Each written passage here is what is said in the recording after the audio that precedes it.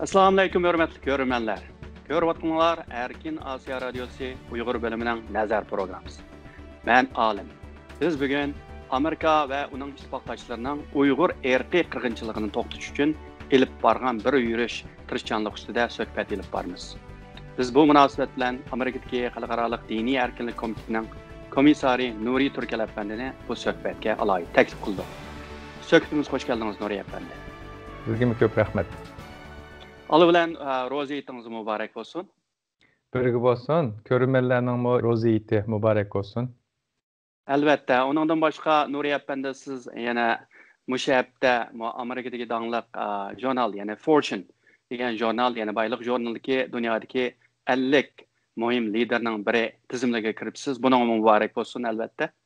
Birgə olsun vətəndəki xalqımızın çəkiyotqan azab uqubatları və beriyotqan qurbaniga dunyoda qanchalik ko'p organlar, shaxslar bu davom qilayotgan irqiy qirg'inchilikni bilsa, buni to'xtatishga turtki bo'ladi. Shunga o'xshash tonilgan xalqlarda ta'sir doirasi bor bir organninki Uyg'urlarga bir ovozni berishi menimcha ro'ziyat munosabati bilan yaxshi bir xabar deb ko'raman.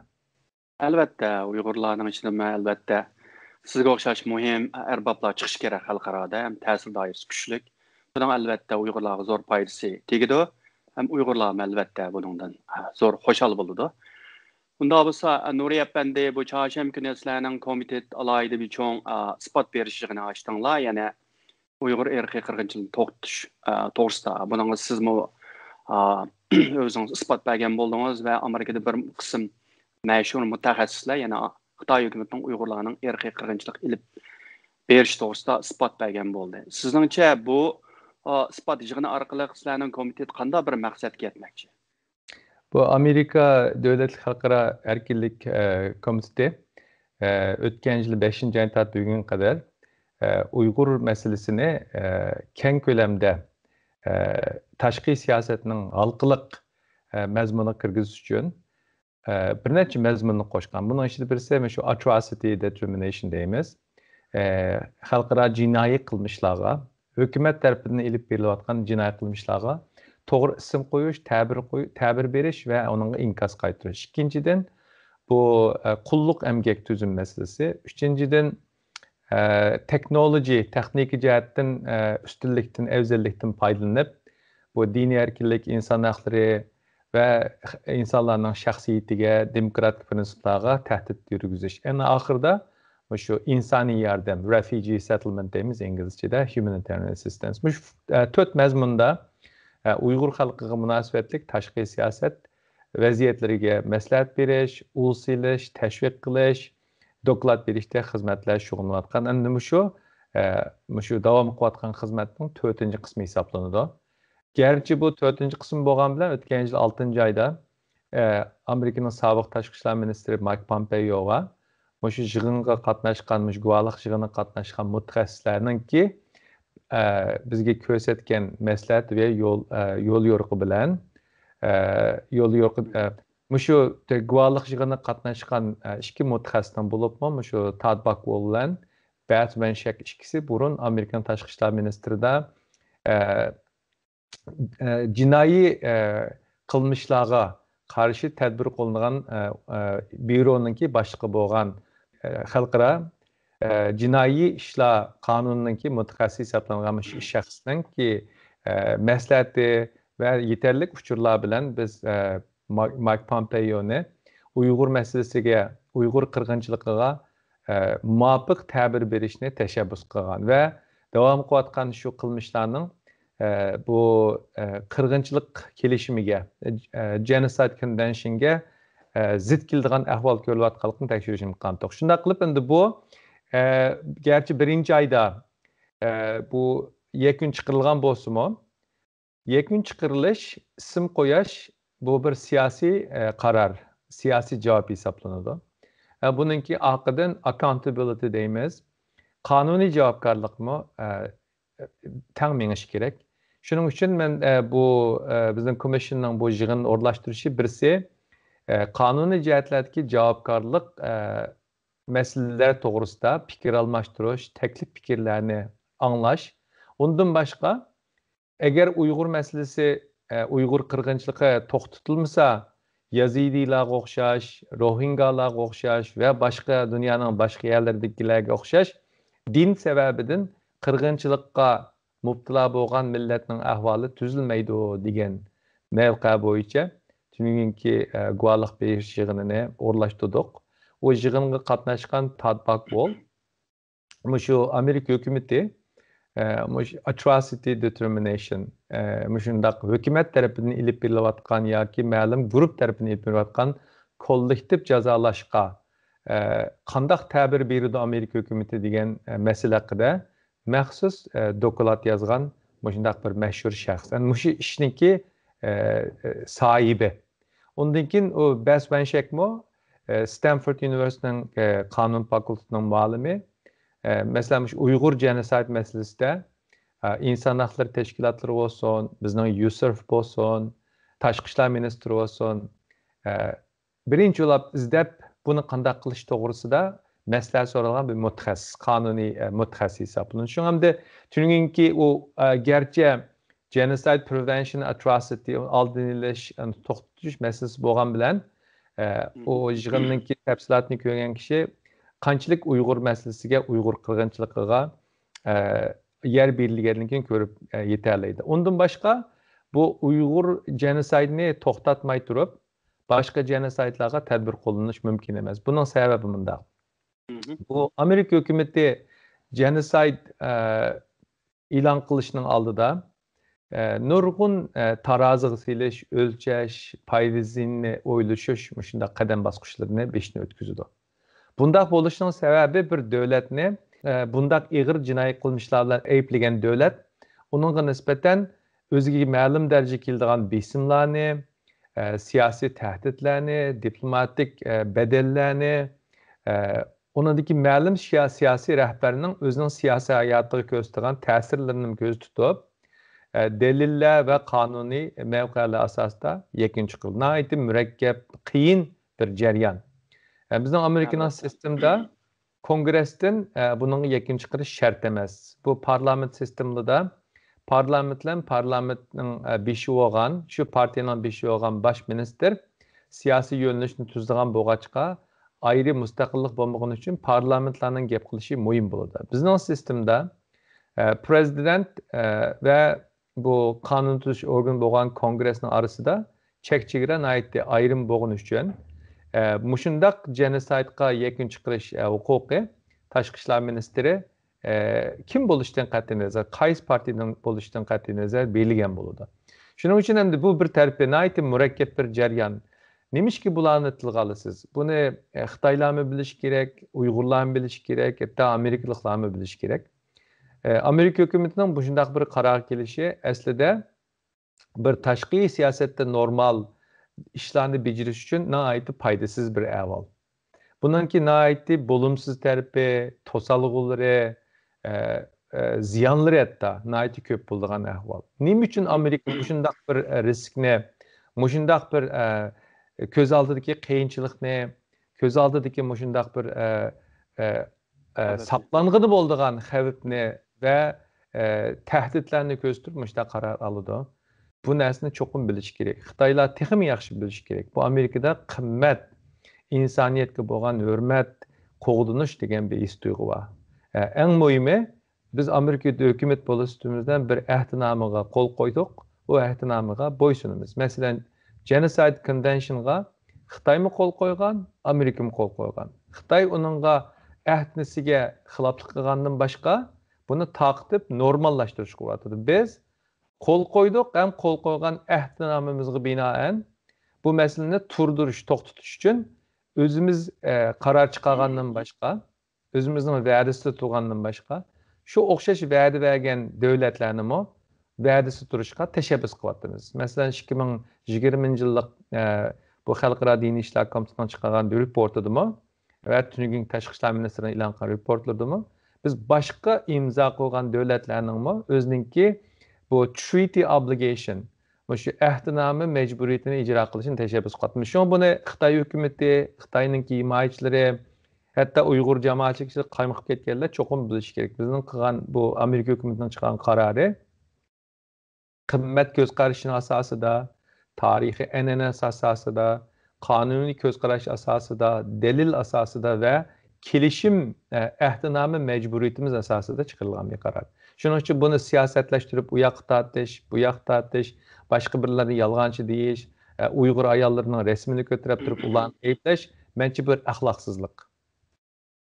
Ama bu Xitay hökuməti əlbəttə özünün Uyğurlara qaratqan irqi qırğınçılığı bolsun və ya ki insaniyyət qarşı cinayəti bolsun, bunu etiraf qilishning o'rniga və ya ki uni to'xtatishning o'rniga hozir öz siyosatini davomlashtirib kelyapti. Ham uningdan sirt o'sha g'arbdagi bir qism Xitoyparast yoki Xitoyni yoqtirgan yoki sotsializm, kommunizmni yoqtirgan bir qism ziyolilarni qo'lga keltirish orqali bu Amerikaning amaliyotda bu yağın gəqbatqanlığı, yəni Xitayning atalmış Şinjan degan bu rayonda unday qirg'inchilikning bo'lmaganligi. Amerika faqat Xitoy bizdan ustun chiqdi deb chidamasdan buni ko'tarib chiqqanligi, Xitoyni qo'rshab o'ylab, Xitoyni ishchidan joylash uchun tuzgan bir plan ekanligini, mayli O'rta Sharqda bo'lsin, qolgan musulmon davlatlari bo'lsin va o'zining yaqin masalan Kuba bo'lamdi, Janubiy Amerikadagi Şimali Kore'deki devletler bulsun, ulağa kendilerini targ'ib qilyapti. Hem Amerika'da bazı mesela danlıq ziyolilar, mesela Jeffrey Sachs o'xshash. Bular qo'pib Xitoy irqiy qirg'inchilik qilmadi deb Amerikani ayblayotganlar bor. Sizningcha hamda Xitoy hukumatining shunday ta'sir doirasida, shunday ba'zi Amerikaning ishchi tekshiriki ba'zi ziyolilarning shunday beta'tir tashviqot qilishi bilan sizningcha Amerikaning bu Uyg'ur irqiy qirg'inchilik masalasiga maydonida özgürlüş yoki bo'shash bo'lishi mumkinmi? Undaq bo'lish mümkünçülüğü asasen yo'q deyərlik. Bunun səbəbi bunda iki türlük oldu. Amerika bir erkin dövlət. Heç kimnin söz erkinlikini hökumət emas, şəxsinin tizginləşi adlışı hüquq olmaydı. Bir yerdə freedom of speech yoki bo'lmasa birinci First Amendment right degan bir gap bor. Hammadan kichik baldan tortib cho'ng odamgacha bildigan. Bu bir erkin dövlət. Erkin dövlət bo'lgani uchun, erkin fikr qilalgani uchun, hökumətining ustidan hakimiyet o'taqan insonning ustidan shikoyat qilalgani uchun bu dövlətdə bir erkin ideya tug'ilgandan boshqa kengaydi va ijodkorlik ruhi bor bir dövlət. Bu sabab shundoq. Shuning uchun kim nima kelsa uni deyishi mumkin. Lekin hozir bu yerdagi masala bu so'z erkinlik masalasi emas. Bu yerdagi masala Xitoy hokimiyatining o'zininki himoyachilarini atalmış Columbia Üniversitesi'deki bu Xitay mutaxassis olsun yoki başqalarını talep bilan yoki besim bilan gap qildirayotgan ahvol bo'lishi mumkin. Hozir bu Xitoylar uchun oldiga chiqib chapan yeyotgan shaxslar qarasangiz, balkim Amerika hukumatining siyosatini yaxshi ko'rmaslik mumkin. Yaxshi biz kechga shu Xitoydagi vatandoshlarning Xitoy hukumatini yaxshi ko'rmay, ashta maqolalarni yoza oladigan bir muhitni ko'radigan bo'lsak, bugünkidek Uyg'urlarningki genoside'ga mubtala bo'lishi balki mumkin bo'lmasligi mumkindi.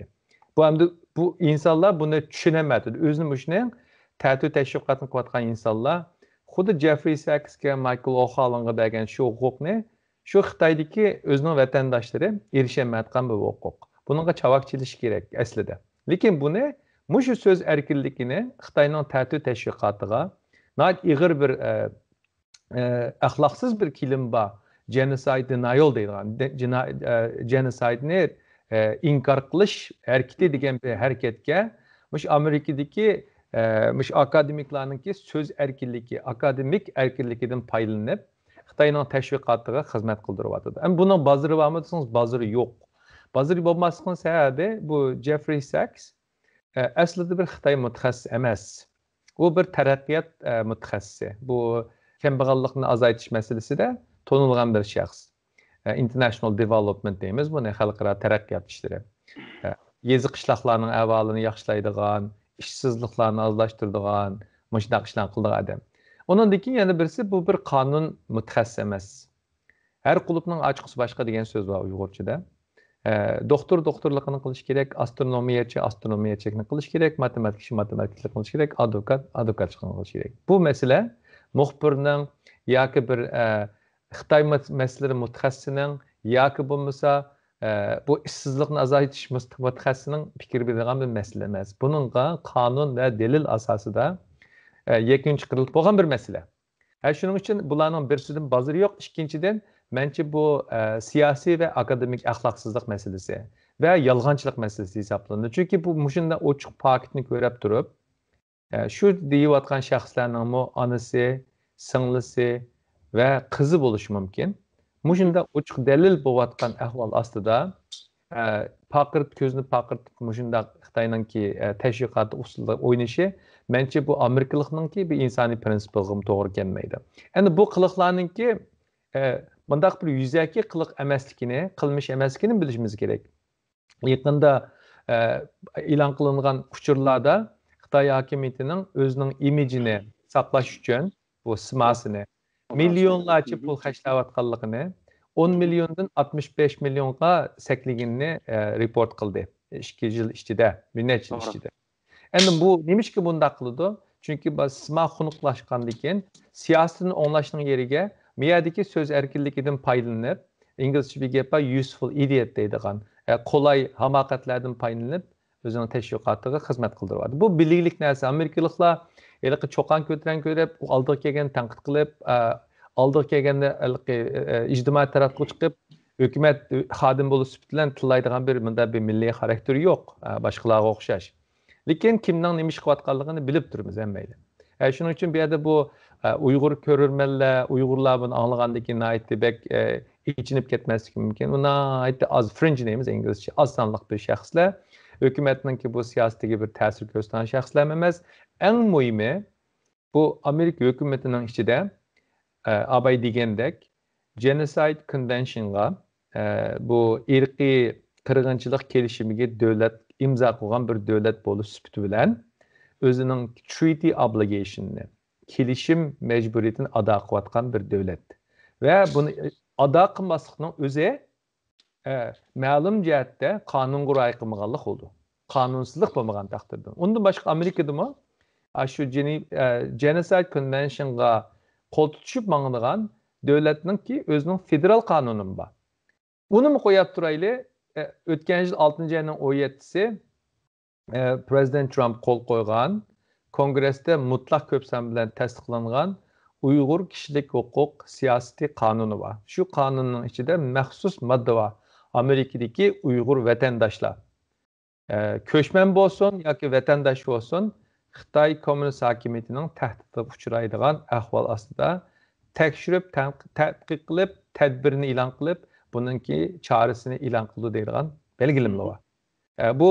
Bu mundaqlar anglayotganda bir siyosatchi aytgan o'rnidan qo'piblar men Xitoyga bir qaror chiqaray deb qilgan narsa emas. Buni ijro bo'lmagan chog'dimi? Buning shu Genocide Convention'ga o'xshash shunday bir kuchli xalqaro qonun keraksiz qog'ozdagi harfga, raqamga o'xshab qoladi. Shuning uchun bu biz bir qonun davlati, qonun tuzum bilan ish berib boradigan davlat.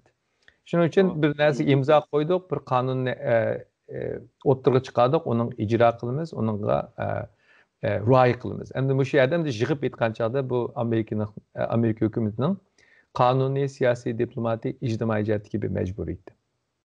Çarşamba günü yana Amerika Tashqi ishlar ministrligining diniy ishlar, xalqaro diniy ishlar dokladi e'lon qilindi.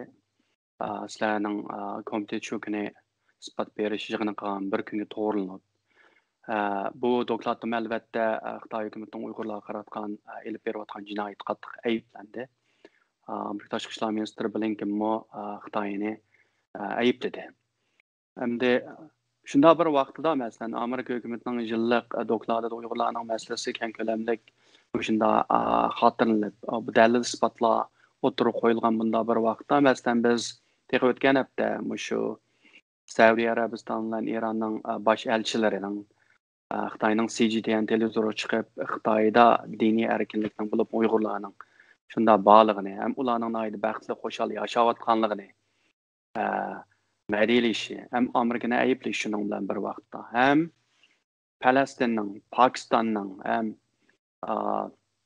Suriyaning elchilari Xitoyning matbuotlarida ziyoratni qabul qilib Uyg'urlarning nihoyatda baxtli diniy erkinlik ichida yashayotganligini so'zlab o'tdi. Sizningcha nima uchun bu Bu Arab devletleri Xitayni to'xtamasdan maliyalaydi.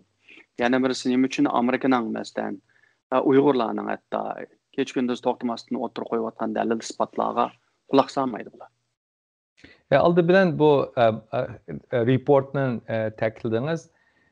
Yılda Amerika hükümeti 4 report çıkardı. İnsan hakları münasebetlik. Tashqi ishlar ministrining reporti, bizning USARFning reporti 5 aydan birdan burun qonun bo'yicha e'lon qilish kerak. Undan keyin Tashqi ishlar ministrining xalqaro diniy erkinlik reportida qiladi. Undan boshqa Kongressdagi Xitoy ishlari komitetininki dokladi. Mush 4 dokladda Uyg'urlarning masalasi nihoyatda highlight qilingan bir ahvol. Tünügün yiğitinin arpısı, Amerika hükümetinin yiğitinin arpıkine Tony Blinken'ın ağzı bilen yana bir qattam Uyg'urlarga milliy qirg'inchilik qilyotidi, insoniyat qarshi jinoyat yurgizilyotidi deb bütün başqa masalalarni qayirib qo'yib turib Uyg'urlarni maxsus tilga ilib boshqadan dunyo jamoatchiligiga kirdim qilishi bence bir tesadüfiçilik emas. Bu Amerika hükümetinin, Biden hükümetinin qanchalik bir ciddi turayotganligini ko'rsatadi. Endi bu Müslüman devletleri kelsak, bu zag'ir tilda aytgan chog'da shu hozirgi shu zulmatlik kun boshlangan, qorong'u dunyo boshlangandan tortib bugunga qadar Xitoy hokimiyati nihoyatda unumli yo'l bilan özününki çomakçı dostlarını mesela. Xitayninki bir İngilizce ally deyimiz. Amerika'nınki ally'lardek mengülük dostu yok. Hemmisi ya pul üstüge ya menfaat üstüge kurulan dostlukları. Sabık Tashqi ishlar ministri insan hakları meselesini depsende kılışta Xitayning özünün ayrım bir dost yareleri var deb e'lon qilgan. Şu 39 devletga qaraydigan bo'lsak, mutlaq ko'p sonlikisiniki ya devlet sistemida chataq var, yoki bir diktatorlik tuzum bor, yoki bo'lmasa o'tirg'i chiqib olgan podshosi ya da hokimiyat beshta o'rtog'i adam o'zining xalqidan vukiydigan bir davlatlarninki vakillari. Bir hokimiyatning beshta o'rtog'i shaxs o'zining xalqidan vukigan chog'da bundan chataq chiqadi. Bir hokimiyatning beshta o'rtog'i adam o'zining davlatida hech qanday ish yo'q deb aldığı çıkıp carcasağı vaxtıda əsli məsələ ən cıq olurdu. Məsələn, Türkmenistan'da hiçbir problem yok. Kuba'da hiçbir problem yok. Şimali Kore'de hiçbir mesele yok. Demek ya hiçbir şey yok mu demek mi? Görünüş de yok. Lakin mesele ait değil. Xitay mı? Şundaq bir devletlerden biri. Lakin bu Müslüman devletleri ya iqtisadi cihetten ya diplomat cihetten ya özününki hakimiyetinin turaksızlık sebebinden Xitaylarga tayinib özününki iqtisadi cihetteki lingi taxtaşlıq meselesini hal qılğandan başqa özünün hakimiyetini ulu boşıgan, tevrinib qalğan ahvalını müstəkkəmləşə işlətiyatır. Ondan başqa yana çox halqılıq məsələdən birisi var, bu köp deyilməydi. Bu Xitaydan dostu olan bu Müslüman devletlerimi muşu devletlerdeki məlum uruş cidəli olsun ya ki Palestin İsrail arasındaki cidəllerde tutqan pozisyələr görüb ardın fürsət pərəstlik deyib Xitay hükümeti şu Müslüman devletlerdeki Amerika'ya bo'lgan norozimanlikni bunu bir sermaye qilib ishlatib o'ziga tortayotgan ahvol bor. Bu yerda bunda qarasa bir vijdonsizlarning to'pida ko'rindi, bir axloqsizlarning to'pida ko'rindi, yolg'onchilarning to'pida ko'rindi. Pakistanliklar, Falastinliklar, Suriyaliklar o'tirib Xitayning diniy erkinlik masalasida hech qanday narsa yo'q, o'rnak deyishning o'zi asli yolg'onchilik. Xitoyda assalomu alaykum deb bir-biridan salom qilish cheklangan bir davlat. Xitoyda uyda Qur'on saqlash ya janama saqlash cheklangan bir davlat. Xitoyda bolalarga Muhammad, Yaqub deb ism qo'yish cheklangan bir davlat. Xitoyda chirkavlarning to'pidagi krizisni o'rgatadigan bir davlat. Xitoyda tübətlərninki nemisiga berib rahiblarga xudosiga talavat qilmay Xi Jinpingni talavat qildirgan bir davlat. Xitoyda davlatlarning musulmonlarning namoz o'qiydigan jamisiga odamning rasmini isib qo'yadigan bir davlat.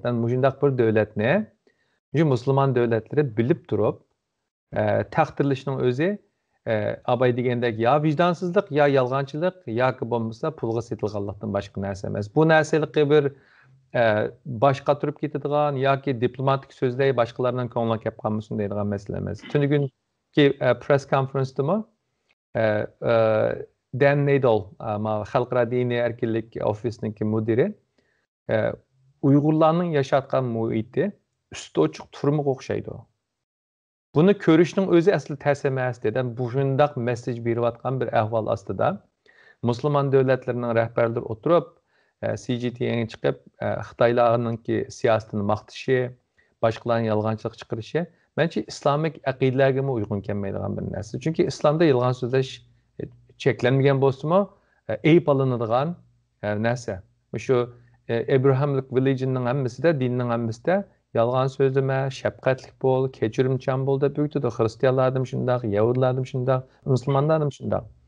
Shuning uchun bu yerda bularning chiqib o'zining diniy aqidalariga xilof holda bir kommunist hokimiyatning qurboni bo'lib undaq gap qilishi menimcha siyosiy axloqsizlikdan boshqa narsa emas. Oxirgi savol, chorshanba kuni yana Birlashgan Davlatlar Tashkilotida Amerika boshliq, Angliya, Germaniya tunji qitim Uyg'ur masalasini 3 davlat, yana xalqaro kechirim tashkiloti, kishilik huquqni kuzatish tashkiloti, dunyo Uyg'ur qurultiyi qatorliq tashkilotlar birlikda hamda Xitoy hukumatining Uyg'urlarga qaratgan irqiy qirg'inchilik ustida bir cho'ng muhokama yig'in ochdi. Etishdan burun Xitoy hukumati boshqa davlatlarni qatnashmanglar deb ular taraq tutgan bo'ldi, qo'rqatgan bo'ldi ularni. Shunday bo'lsa yana nurg'un qatnashdi. Uningdan sirt yig'inning jarayonida hatto Xitoyning BDT turishliq bir vakili boshqa davlatlarni qatnashmanglar deb uch qilib o'zicha Uyg'urlarni baxtlik, xo'shal Amerika g'arblar yag'an deydi deb tashviq qilgan bo'ldi. Sizningcha bu Amerika boshliq davlatlarning hozir Birlashgan Davlatlar Tashkilotining 4 yildan yoqi bir amaliy bir harakat ilib bormagan bir sharoitda bunday bir yig'inni etishning qanday bir ahamiyati bor? Buning yana birisi hamda BDTning harakatlantirishi uchun qanday bir rol bo'ldi deb o'ylaysiz? Bu BDT aslida qurilgandimi, shu biz hozir suhbatlashayotgan temalarningki sodir bo'lishining oldini uchun xizmat qiladigan. Shundaq bir narsa ko'rilgan chog'da birinchilab oldinga sap ketadigan bir organ. UN Charter'da inson huquqlarini qo'g'dash deb yozilgan. Hozir inson huquqlarini qo'g'zamay bu BDT CCP'ni qo'g'datadi. Bu Komünist Partining menfaatini qo'g'datadi. Buni bugun qadar Antonio Guterres, bu BDT'ning bosh sekretari bir ig'iz inkos chiqarib baxmadi. Başqa o'xshab qoladigan masalalar chiqqan chog'da birinchilab bilan ijtimoiy taraflar chiqib so'zlaydi. Bu bir samimiyatsizlikning ifodasi. Bu Uyg'urlarning beshik yeyotgan bu kulpat bilinmagan bir kulpat emas. Bilingan kulpat. Hammadan hozir adam ko'rmadim, bilmadim deyenmaydigan bir masala. Mushta ahvol ostida qanday qilamiz? Uning qanday qilgan shu a'zo davlat, bu BDT a'zolardan tashkil topgan davlat bo'lgani uchun, bir organ bo'lgani uchun bu beshida o'tgan shaxsdan inkos kutmay, a'zo davlatlarning o'xshash mavqeda, o'xshash qimmat ko'z qarashda, o'xshash niyatda turadigan insoniyatningki insonlarning hayotini qimmatini qadrlaydigan mushundaq davlatlar bilan shu bosh shtabga besim qilish kerak. Shuningki amaliyati ko'rilyapti. Ham 2019-yil 9-oydagi BDT'ninki yillik yig'ini jarayonida siz ko'rdingiz. Shu vaqtdami yana bugungi o'tirida turgan bir necha davlat Germaniya, Gollandiya, Kanada, Amerika, Angliya o'tirga chiqib, shu yerdami yana side event qilib, shu masalaning bugungi xalqaralashishga o'sagan bir ahvol bo'lgan.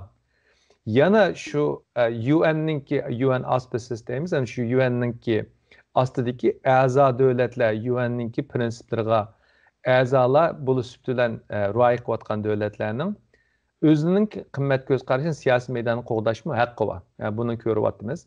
Endi bu yerda bu faqatla bu Biden hukumatininki Blinken tashqi ishlar ministrligining diplomatik jihatda elib borayotgan harakatlarining ko'rsatgan bir natijasi. Burun Xitoy hukumati tek Trump hukumati bilan, tek President Trump bilan qarshilashgan. Hem de hozir Amerika hukumati Biden hukumatining yetakchiligida xalqaralaşqan bir vəziyyətdən duş kelyapti. Məsələn, bunu düşünüş ançalar tərs emas. Aldığımız ayda G7'nin yığını var. G7'nin yığınında Uyghur meselesi asaslıq yer ilinmaqçı. Bununki ulu yakında London'da ilip verilgan Taşqı İşlər Ministerlərinin yığınında bu söhbətləşiş, münazirləşiş, qarar çıxırış berilip boğallıqı xəbərlərdən görüb atqan boluşunlar mümkün. Yani muşundaq vəziyyət aslında Xitay hökuməti bu özünün himayəçilərini, yəni çıxıb düşkən dövlətlərini çıxıb tərtib təşviqat qıldırmay, özünün dövlətinin içindeki qılmışlarını, kelişigini və bir siyasi sağlamlığını, insaniyyətini göz tutup doğru işini qilish kerak. Doğru işinin birincisi 1200'den artıq yasıvağan bütün texnik bilen qorşaq bilingan reyimsizliklerden başqırılayotgan kemplerini taqaş kerak. İkinçiden bu Uyg'urlarni 21. əsrdə qulluq tüzümüge mutlaq qilishni to'xtatish kerak. Hilmi dünya cemaatçiligininki istimal buyumları bulğunup oldu. Hazır Uyg'urlarning qon teri bilen yasalmagan bir məhsulatını tepiş təs. Tünügün Amerika'nın bu climate czar John Kerry hatta solar panel'ninki bu öylərinin torusuğa mıxlap quyosh nuru bilan energiya chiqardigan şu üskünlərning şu Uyghur xalqının qan təriga kelyotgan bir qulluq əmgəkinin bədli deb onu çekləydiganligini jakaldı. Hazır Uyghur xalqının qulluqda qolu tegmagan narsani tepish təs. Maskadan tatib yeyotgan yemeklergacha, kiyotgan kiyimigacha. Bunu to'xtatish kerak. Üçüncüden ve aşağıda bir günah turmağa solinib ketgan Uyghur ziyolilarini turmadan chiqarish kerak. Tünügünki bu guvalıq yığınında ben Adil Tunyazni vicdan mahbusi deb e'lon qildim. Adil Tunyaz Muhammed Salih Hacim'ninki kuyi oğludu. Onun hanımı 3 balası hazır Xitayning zindanlarida çürüp yatıdı. Günah senimi ziyali aql sahibi Muhammed Salih Hacim'nin kuyi oğlu, Adil'nin ayali Muhammed Salih Hacim'nin kızı olup kalan günahı var. Yani muşunda qılmışlarını qilib turib, qanda dünya cemaatçiligidan normal münasibət deyib barıdı. Bu ne Xitayning siyasetçilerine ait xata soqqanlığını görüp turvatımız. Xitayning ait hazır yalğız qalğan bir vəziyyətdə oңuşuşı mümkün. Eğer akıllıq siyaset görsə, qallıq siyaset demez, akıllıq siyaset işlətsə, bəlkə özünün yo'qotgan ba'zi narsani əslik keltirishi mumkin. Rahmat Nuriy Efendi bugungi bu suhbatga qatnashib berdiingiz. Sizga ko'p rahmat. Hurmatli ko'rurmanlar, bugungi programmamiz bu yerda oxirlashdi. Kelasi hafta ko'rishguncha xushvaqt bo'ling.